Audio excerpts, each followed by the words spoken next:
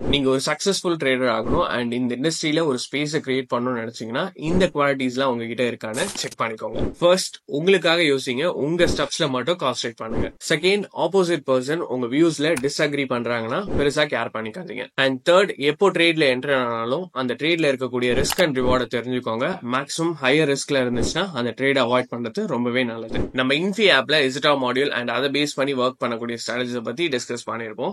Normal ட்ரேட்ஸை விட 100 times risk கம்மி பண்ணி ஒரு ட்ரேடை எப்படி எடுக்கணும்னு அதுல சொல்லி கொடுத்திருப்போம். சோ இந்த எல்லா கண்டென்ட்ஸும் உங்களால 499க்கு ஆக்சஸ் பண்ணிக்க முடியும். அண்ட் ஃபோர்த் பாயிண்ட், எப்பயுமே டாலர்ஸ் ஆர் ருபீஸ்ல கால்குலேட் பண்ணாம பெர்சன்டேஜ்ல கால்குலேட் பண்ண ஸ்டார்ட் பண்ணுங்க. அண்ட் ஃபிஃப்த் பாயிண்ட், மார்க்கெட்ல லாஸே ஃபேஸ் பண்ணாலும் அந்த லாஸ்ல இருந்து லேர்ன் பண்ண கத்துக்கோங்க. அண்ட் முக்கியமா மார்க்கெட்டை எப்பயுமே ரிவெஞ்ச் பண்ணணும்னு நினைக்காதீங்க. அண்ட் ஃபிஃப்த் பாயிண்ட், நீங்க ஏதோ ஒரு சுச்சுவேஷன்ல ட்ரேடிங் குவிட் பண்ணணும்னு டிசைட் பண்ணுவீங்க. அப்போ எதுக்காக ஸ்டார்ட் பண்ணீங்கன்னு யோசிச்சு பாருங்க. அது உங்களை மோட்டிவேட் பண்ணும். இந்த 5 குவாலிட்டிஸ்ல உங்களுக்கு எந்தெந்த குவாலிட்டிஸ் இருக்குன்னு கமெண்ட்ஸ்ல ஷேர் பண்ணி விடுங்க.